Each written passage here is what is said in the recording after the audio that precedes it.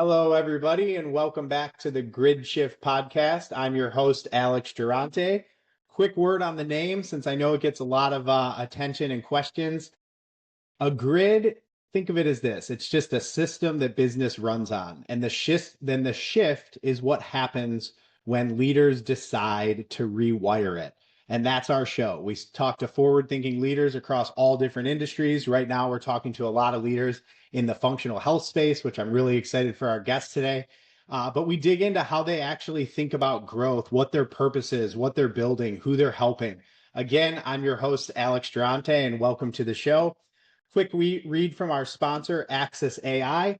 Most AI companies are out there and they're run by people who have never actually been running a day-to-day business. The difference is Axis AI has. We work with owners and operators to find what's quietly costing them money, help them with their brand and conversion strategy, and put lead generation systems into place instead of just hoping the phone rings. So we don't just hand you a strategy deck and walk away. We build it, we run it, and we bring you the strategy and everything needed to gain back more time and ultimately grow your business. So if that sounds like something interesting to you, stay till the end, send us a DM. But without further ado, I want to get into who our guest is today. Our guest today is Dr. Jamie Klewe, founder of OmniBalanced Life Center based out of Naples, Florida. They're a functional and holistic health center. She's built the company for the last decade, has a nice team offering everything from, and sorry if I butcher this, but everything from lymphatic therapy to biofeedback to nutritional therapy and so much more. She's also the executive director of Omni Health Ministries, which we'll talk about a little bit today. She holds a doctorate in natural medicine and has been expanding and building her business to help and serve more people. So, Dr. Jamie, welcome to the show. Fantastic to have you here. How are you doing today? Thank you, Alex. Yes, I'm doing great. I hope you're doing well, and I'm excited to be on the show. Thank you for having me. Wonderful. So one thing that you said in the prep call that stuck with me was you said, and not directly quoting, but from memory, you said everybody that comes in that you believe they come to the center by divine appointment. It's not a Mm. chance. It's not by, coincidence, as some people say. And so I'm looking forward to unpacking that today. But as we get into it, I want to talk about really the origin of where everything started. And you had mentioned that you always leaned on holistic healing, even when you talked about like as a teenager hanging around like the health food stores and you obviously were into that before it became a career path for you. So the first question I have is, what did you see back then that most people around you weren't seeing? And, how were you able to come up with this business idea and ultimately, start your own business? Yeah, that's a lot of time and space in between there, but I Yeah. I can I can really hone in on it because I feel like what ended up happening was we talked about the divine orchestration. I feel like I was always meant to be in this space, in this category, and meaning holistic. I somehow was supposed to be a career. I didn't know that till later on in my life when I did finally answer the call. I really had this knowing when I started getting some education and walking out that path. I just felt like, oh my gosh, this is like I should have been doing this a long time ago. But back in the very beginning, I think what I saw or what when I was hanging around those hippie health food stores was I felt like that there was truth in that. I felt like there was some element of truth that these people were, trying to seek out natural remedies, food-based, sources of healing. It just made sense. It just made sense when you started to, think about how the body works. And I used to, for fun reading, just read different books about fitness and how the body works and, different organ systems. I don't know why that was interesting to me. But when you dive into it that way, you're like, yeah, this just makes a whole lot of sense. It's like if it's supposed to work this way, and if we just help it work the way it's supposed to, meaning our body, then what's the problem? mind, body, soul, your brain works right, your muscles work right, you have lots of energy, you therefore can take advantage of all that life has to offer you. And it just simply made sense. And I hung out at a very young age in the gym. So I did a lot of like weightlifting. I played sports. We didn't really get into that whole thing, but I think that was part of the setup. Like I understood the fitness element. And, when you played soccer, volleyball, or whatever, you needed to go to the gym, you needed to work out, you needed to condition yourself. And food and nutrition was a part of that whole thing. So I think from the beginning, I just knew that it was truth. And I think that was the biggest takeaway. So then, fast forwarding through life, we all take twists and turns. There were, twists, turns, bad decisions, wrong roads, lots of challenges. So we're all human, right? Like, man, how did I end up here? Kind of moments, and not in a good way. And when I was at some really pivotal, I would say mental emotional crisis, in some of my life, that's when God really showed up. And well, God was always there. I guess maybe I opened my awareness to the fact that there was a spiritual element to this whole thing. And when I began investigating that relationship with my creator, is all of a sudden when these downloads started to happen, meaning, oh, I don't know, things would just come up. I'd hear an ad on the radio. Oh, how about, starting your career in massage therapy? And that's actually where I started, was learning body work. And that is really where my epiphany happened, when I was sitting in massage school, because I thought, wow, I can't believe how many things I can do to help someone by simply using my hands and my heart and my intention. And I was like, wow, this is profound. Like, even more than a medical doctor. Like, I was thinking they can't even do this because they don't have time. They just don't think in that space. I thought, this is truth. Again, we're back to truth. This is truth. This is profound. And I feel at home here. Like, I'm not only at scratching the surface of my education at this point, but already I felt like this is where I belong. And that was the catalyst of that whole movement into the career. And then there again, I had no idea that it was going to turn into OmniBalanced Life Center, like zero. I was just walking it out. I just thought, okay, when I graduate from massage school, I'll go get a job somewhere and get some experience. And then one thing just kept moving into another thing, into another thing. And, God is very much like that. And it just led me to wanting to learn more, mostly out of the desire to help more. The people that were coming, I was helping with my skill set that was present at the moment. But then I kept thinking, okay, well, they need this. We need to expand this, and we need to keep, doing more. And then, so let's see, timing wise, that was about 2012. So about 4 years later, 2016, is when Omni was born. And mainly I was sharing a lot of just a lot of my thoughts and my ambitions, and just like, wow, wouldn't it be neat if we had this or we had that? And my husband's like, you need to create your own space. I'm not really a complainer, not really complaining, but I was working in other people's spaces, and I'd say, oh man, it would be so great if it was like this, or maybe if we did this, and he's like, you just need to create your own space. So man, there's so many God stories in it, from how we ended up in our space when I was trying to find space, and it was so hard to find space, and I ended up getting a bigger space than I wanted. And the landlord ended up remodeling the whole entire thing.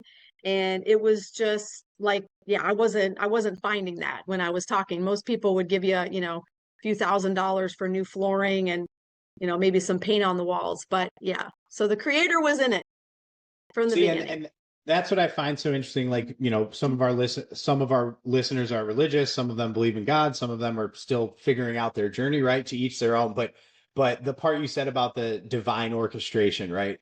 I think that a lot of business owners that I've seen, when they stop worrying about all the details and like, well, how do we do this? How are we going to do that? And they just start following and listening to their intuition, God, the universe, energy, whatever people believe that are listening, it starts to present the path to you, right? And you talked about just a few moments ago, you said the divine orchestration. It wasn't like you sat and you were, engineering a business plan and figuring out like, okay, what's this going to look like? How's it going to look? You really, I love the quote, like burn your ships. You burned your ships and you just said, hey, this is what I have a calling to do. And so a follow-up question to that I have is, like, how did that actually start playing out day to day, where you were really deciding and creating this vision for Omni? Like, what did that look like as it was playing out, right? Because it's been a long journey, but where you're at now,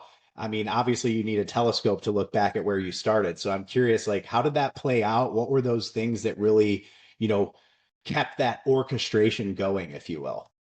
Yeah, it was moment by moment, and you're right about the intuition. I think we have like that spiritual alignment inside of us, and you're right. There are many people that are still figuring out that journey, irregardless of faith or denomination or how they view creation or the creator. But there is, even if we look at physics, there's a spiritual tethering to the energy around us, and when we can, stop for a moment and not be distracted. So to your point, I was renting a room basically from somebody else and kind of just walking it out day by day, just letting people, sharing my heart, sharing and coming to the notion that if I like to say, if God is in it, it cannot fail.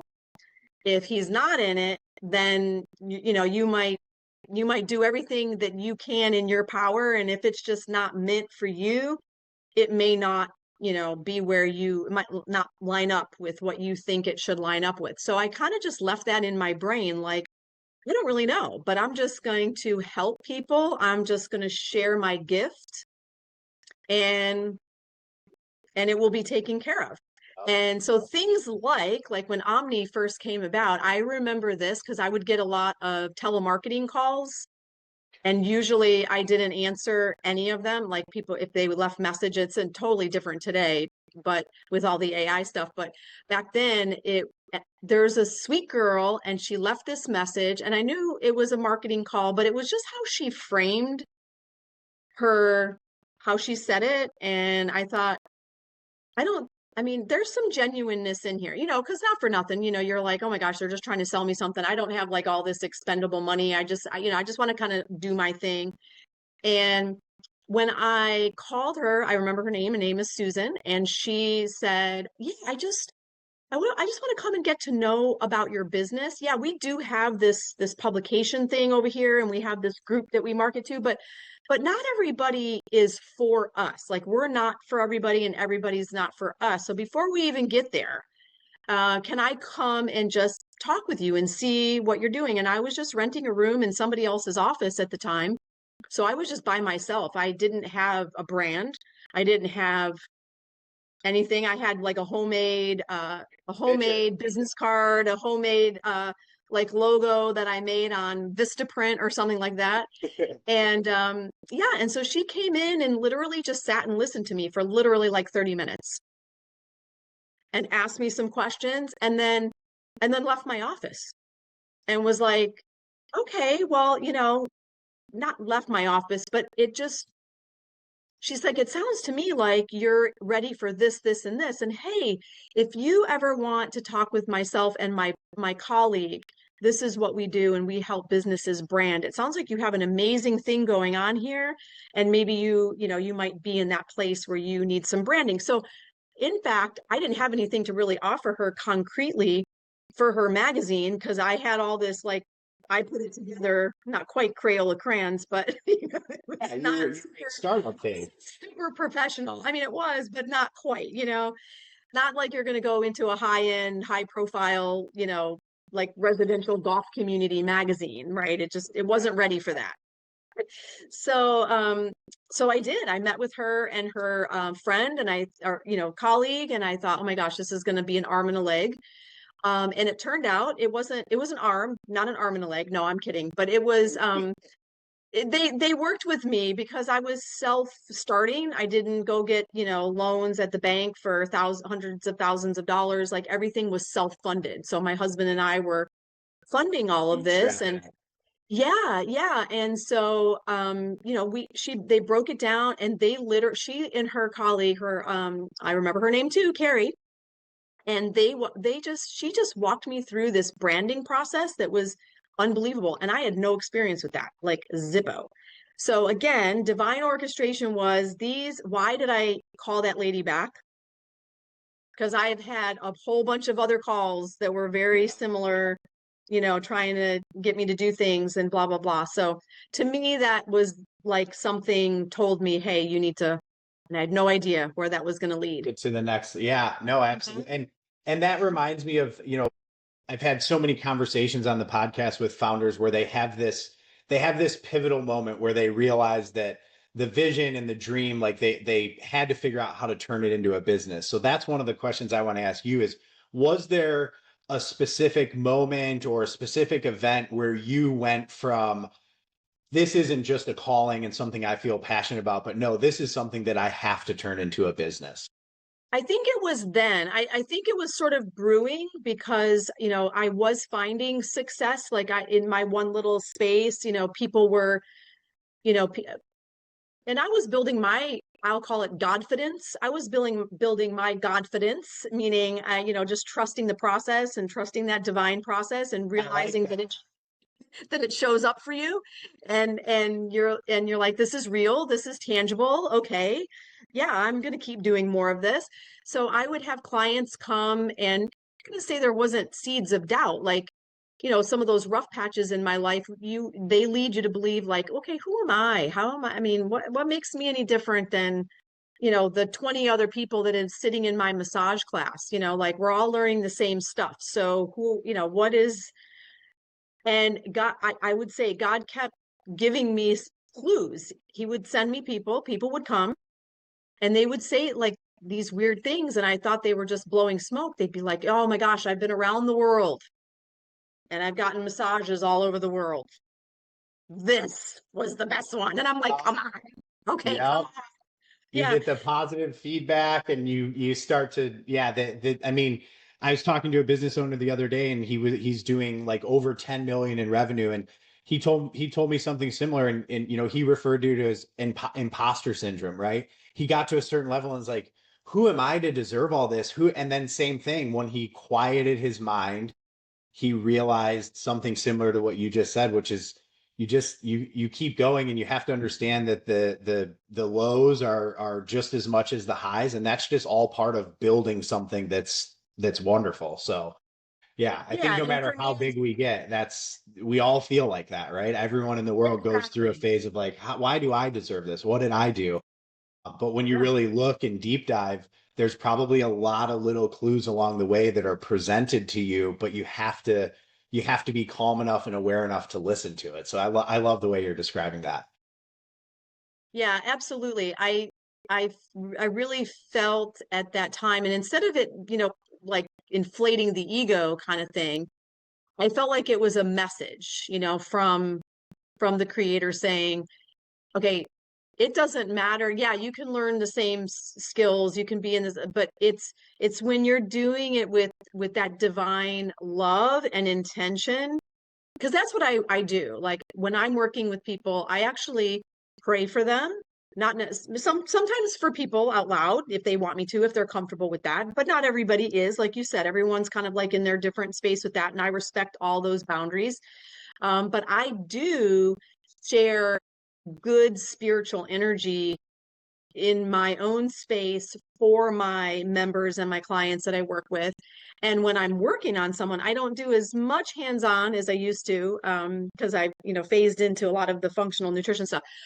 But that's what I do. And I realized that that's what the difference was. This was not a mechanical movement that we all learned, like a particular style of doing something, or here's the mechanical process of how you do deep tissue, or here's the mechanical process of, how you do these particular movements. It was the intention and the motivation that and the heart that was in it. Yeah. That Yeah. is what I think made the difference. Absolutely. I mean, the energy's everywhere, right? And the energy that we put out is what the universe gives back to us. And that's just, I mean, I'll say it candidly, that's just a fact. And anyone who It's a fact. denies that, I would go to challenge them and say, have you really been looking at it? And have you really been analyzing if the universe is bringing you the things that you're attracting? Because in 100% of cases, what you're putting out is what you're attracting back. And so, yeah, Yeah. I think you did it. You did it for the right reasons. And there's a lot of people that, have this idea of, I want to start a business just so I can make money. And I've never seen that model work. The models that I have seen work are people that have your type of mindset, that go about it about, how do I serve and how do I help people and how do I keep growing myself and how do I learn? And so I think that's fantastic. And I want to pivot again to the ministry side of things, right? Because everything's going almost, I think you said almost 10 years in. Then you went back and you decided to get your doctorate in natural medicine. And you started forming this idea and you started forming Omni Health Ministries, which is obviously different than, let's say, your conventional practice. So how did that come to be, and what made you really formalize it that way? And what I mean by that way is the ministry model and the practitioner structure, instead of just running it like every other, typical wellness business. Yeah, I think also, just a lot of reflection and listening. So I feel like I do get, just I'll say messages, not like, neon signs. It can be like consciousness, it can be like that inner knowing. It could be a lot of synchronicities that happen, just people that I meet. It's a lot of things. That messaging comes in a lot of ways. I mentor, so as much as I also promote myself to be mentoring other people, like I look at myself as a vessel. I'm not God. I am a messenger. So I'm here, even like in the space of healing. Like I'm a healer, but I don't do the healing per se. I I'm helping to Facilitate it. I'm facilitating because ultimately we all are healers. We are designed to heal.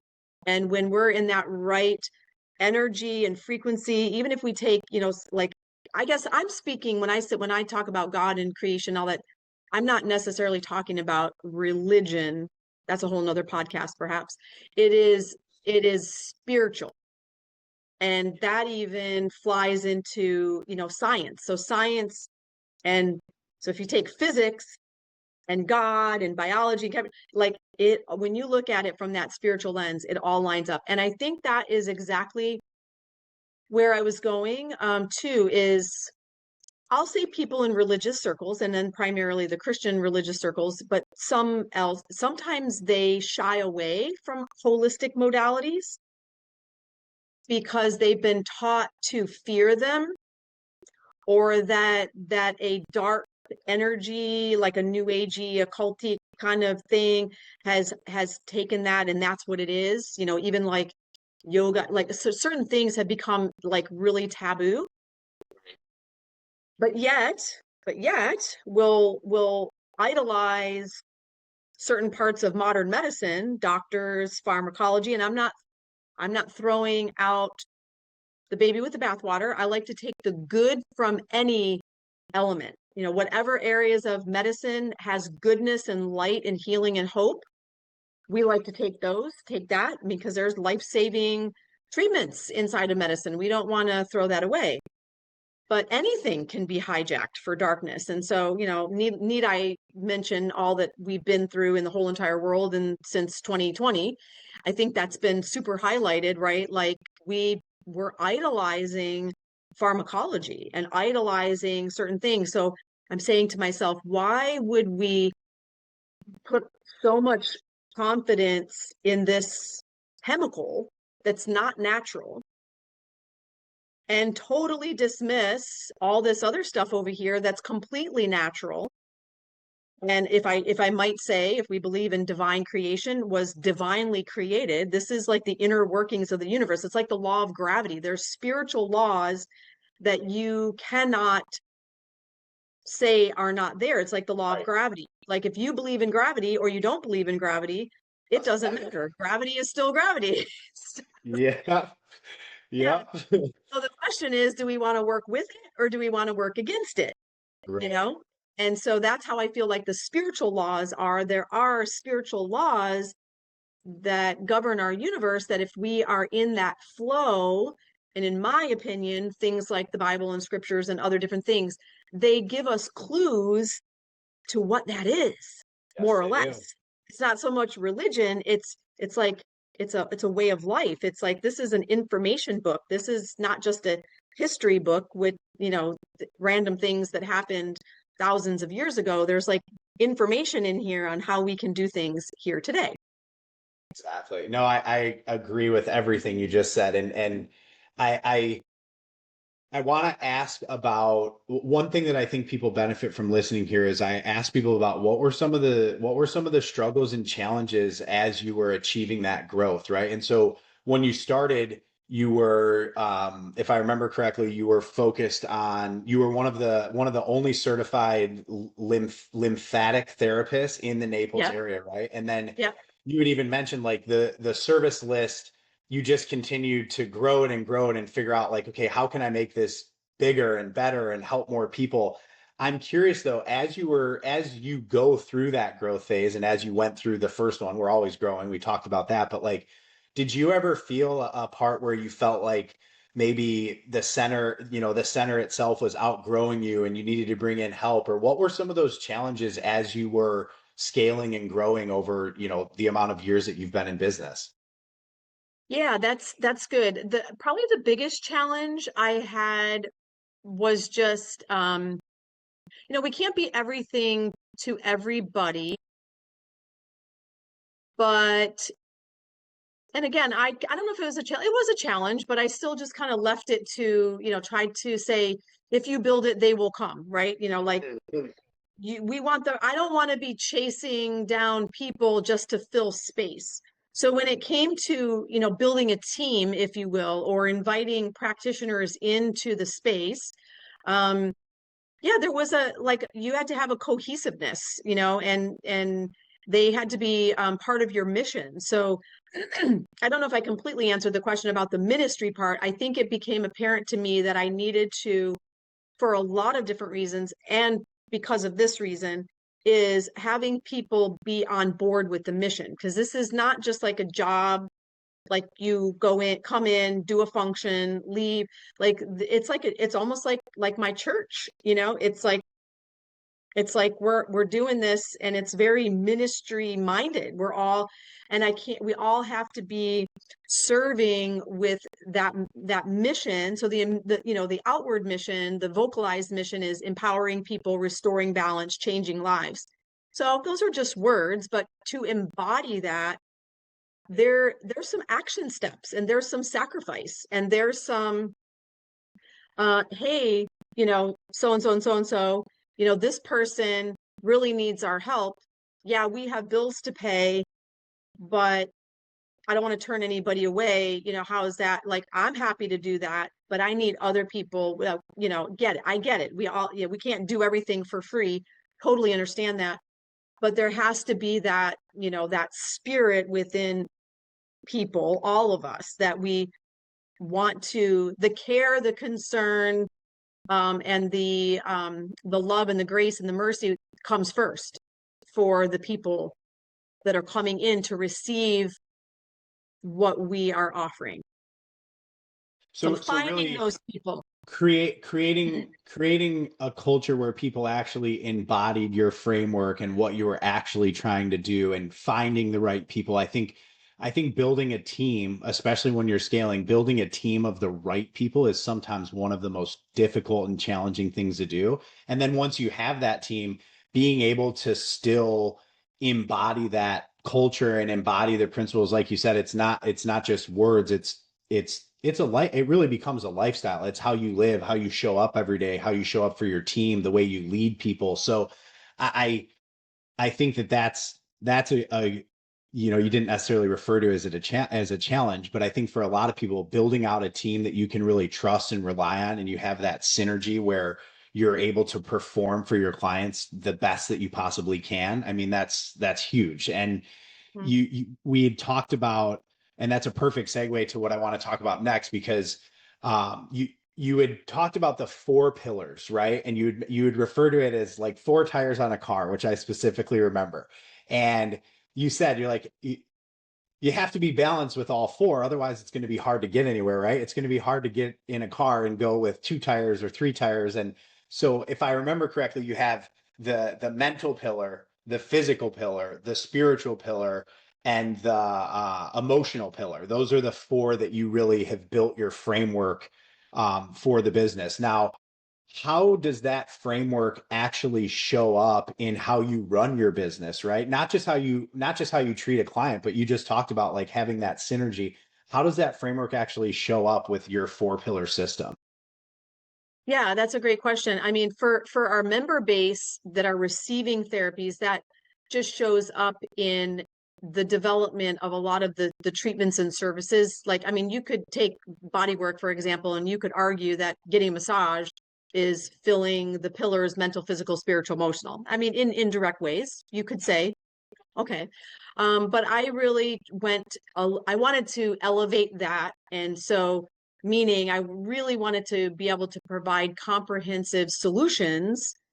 So it was just how the dynamic of how we built out some of the therapies, like biofeedback therapy, perception reframing therapy. These are different, like dealing with like mindset, subconscious programming, like neurological subconscious programming. Great respect for like counseling and therapy and all that kind of stuff. But I find that even with that, some people would still feel stuck, and it's because this stuff gets programmed. So I just try to really get as extensive as possible with those solutions that are available in all of those categories, hitting all of those benchmarks. So if you looked at our roster of things that we offer, we go there. It might not be where everybody is, or everyone might not be ready to jump into all of those spaces, but I wanted to have those integral pieces there, very strong and not in a superficial way.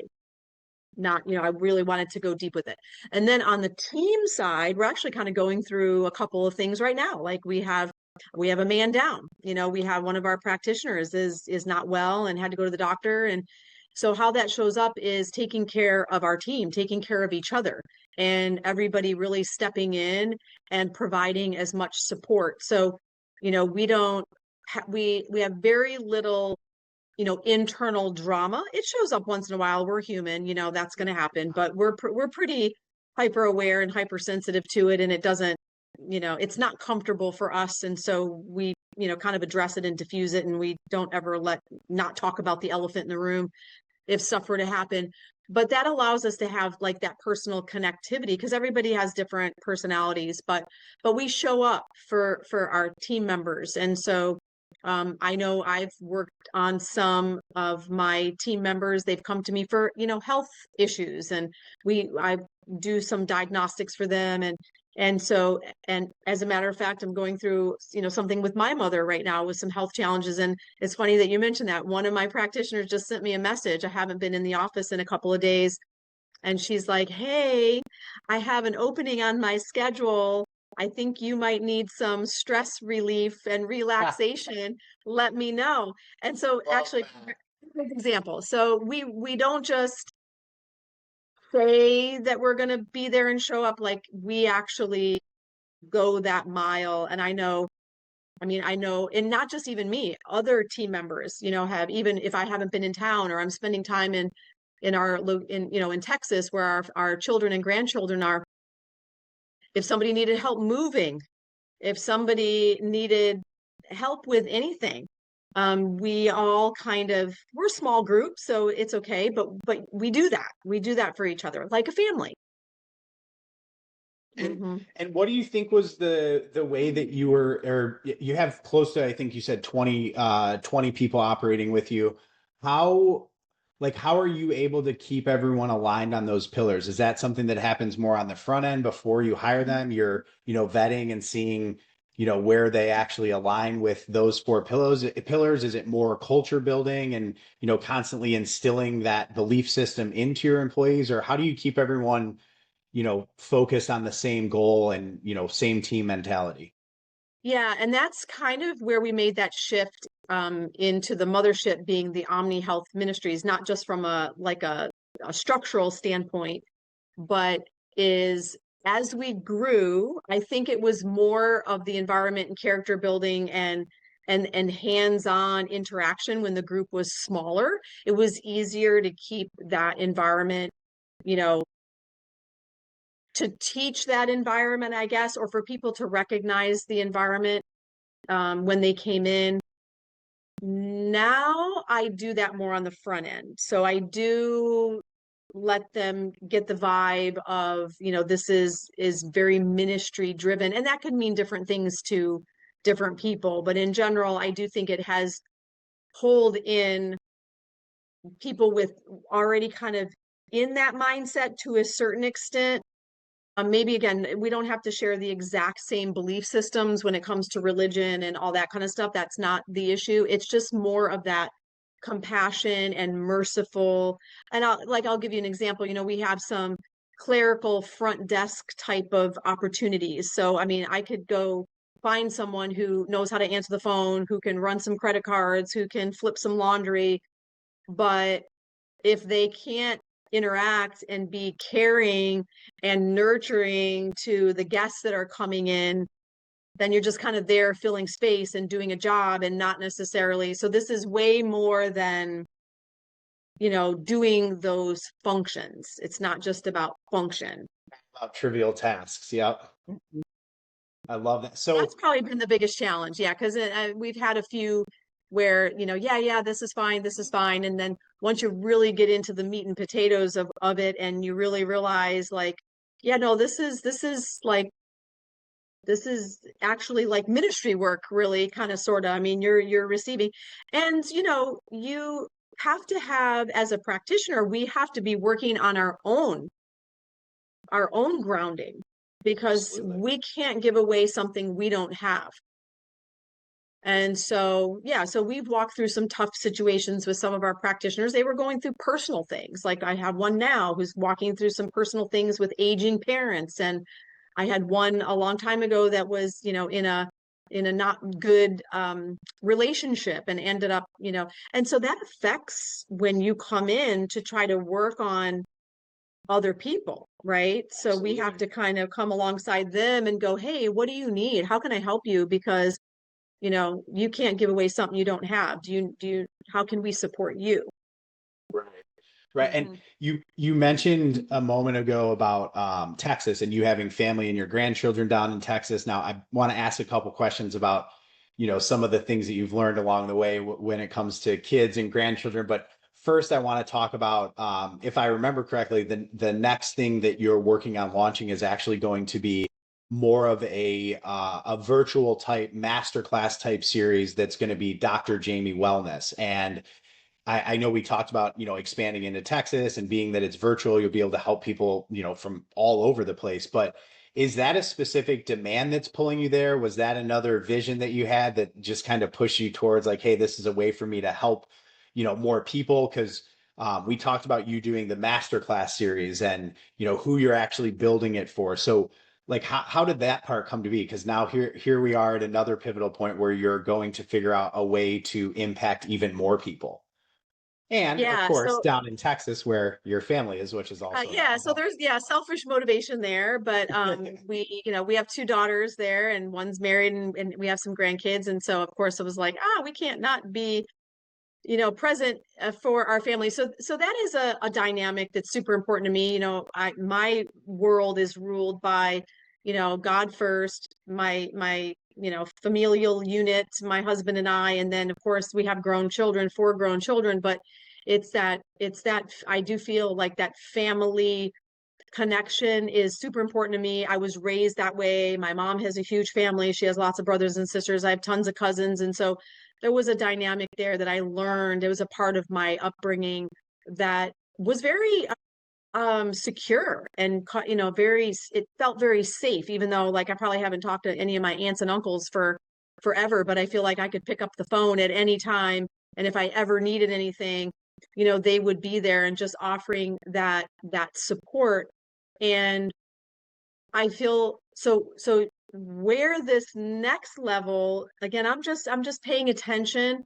I'm helping a lot of people, I guess my age, maybe a little bit older, that have grown children, that maybe have grandchildren. And as I'm helping them, they're recognizing that their kids need help. So this would be like my kids' age. And then my personal story is that my kids were also not well for various different reasons. And I have my particular take on that now that I know all the things that I know.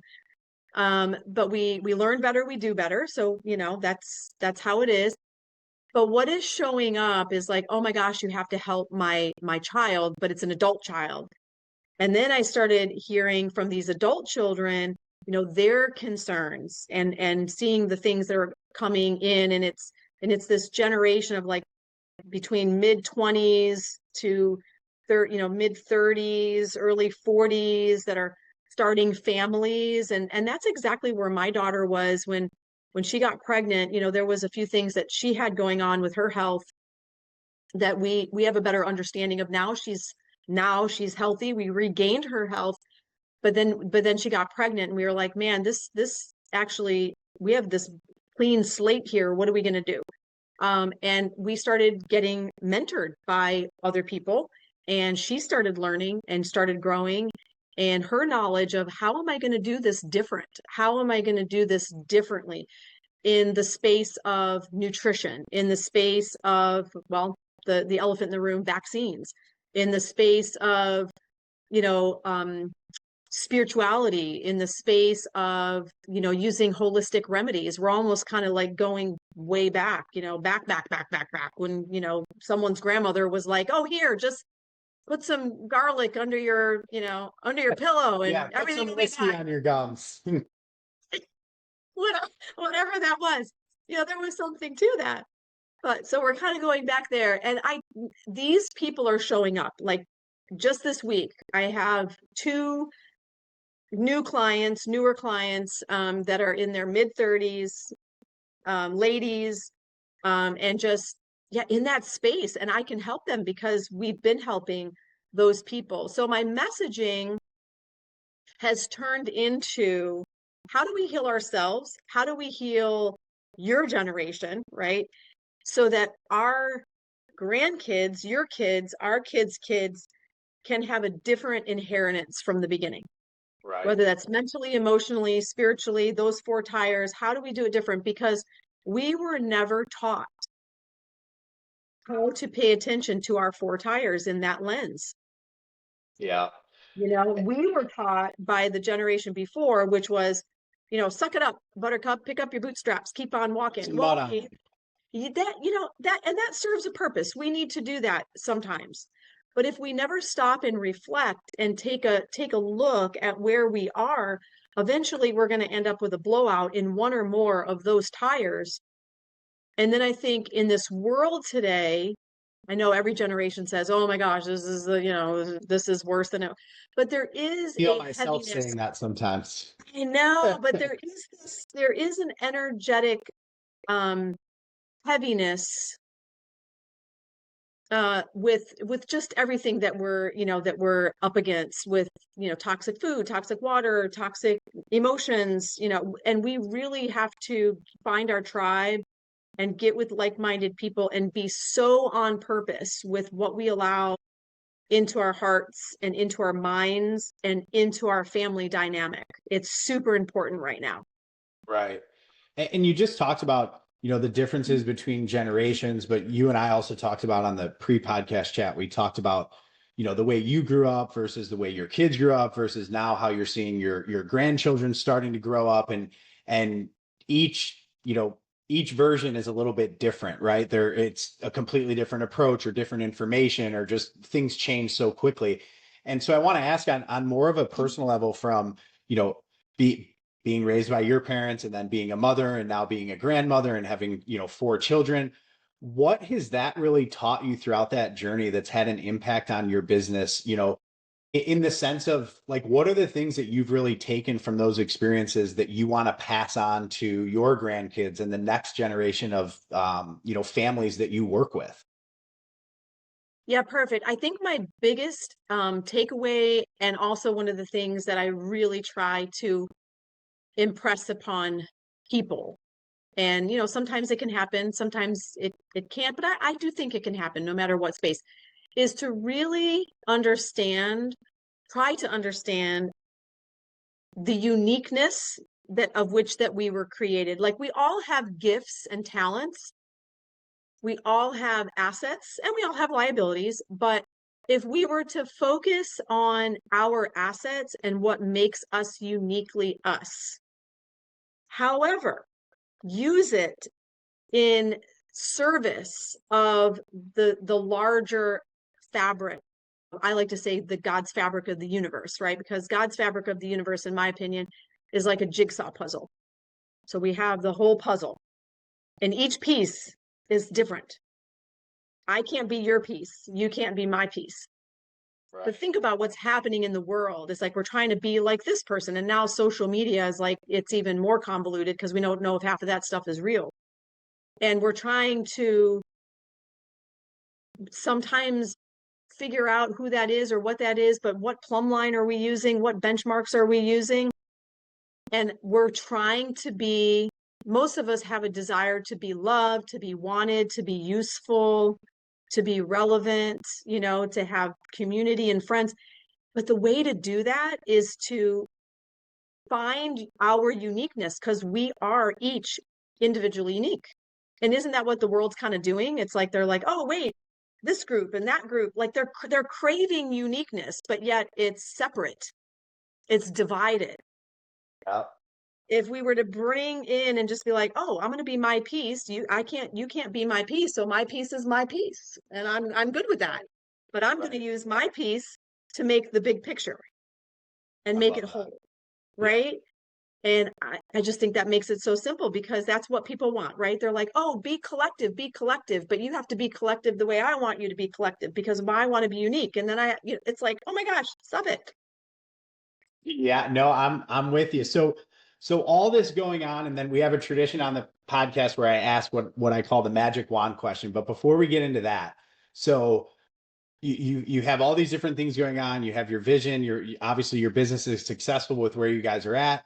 So down the road, let's say 10 years from now, what does success look like for Omni as a whole, right? You have the ministries, you have, Dr. Jamie's Wellness coming out, you have the actual clinic. Like, what's that going to look like on the next chapter for Omni? Yeah, there's parts of it that I don't know, where I'm just looking at life as, kind of like that adventure. Like, I don't know where God is going to take me next completely. Though I do feel we have another daughter and we have a couple of sons, and so I don't know what those, grandparent fantasies are gonna turn into. But I know that I do want to be flexible and be present, for that family unit, to be a part of passing on wisdom and just, helping to be a part of the stable core of the family. But at the same time, really influencing. I mean, right now my mind is obviously Naples, Texas, but you know, I'm actually getting clients because of the telehealth option from all over the country. I have clients in New York, I have clients in California. So, time and space, it's just kind of not a thing. Um, I love to teach. So I think as I get a little bit, older and working with my clients, I do think I probably will maybe move into that. I've been a teacher. I've been a teacher in some of the massage schools. So probably morphing some of this into teaching and training, maybe other practitioners, not really sure. That's kind of there, but continuing the message and continuing to partner with like yourself, other like-minded people. Like, I feel like part of this generational passing on, what I want to pass on to the next generations is boldness, courage, wisdom, knowledge. Like, what I felt like happened in that COVID era there was a lot of fear, and mostly fear because we didn't know. We didn't know truth. We all of a sudden were faced with this thing, and we had no footing. And I just don't want that to happen again. I want, I want, as much as I can possibly give, is to give people boldness and footing and confidence and stability to pause, not Right. not get freaked out, just stop, pause, reflect, stand strong. You have everything inside of you that the creator gave you, to just stand firm. We don't have to be so movable. Right. And Drifters, as I say. yeah, yeah. I used to tell my kids when they were, and I certainly didn't make this up, so I don't know who coined it, but if you don't stand for something, you'll fall for anything, you know?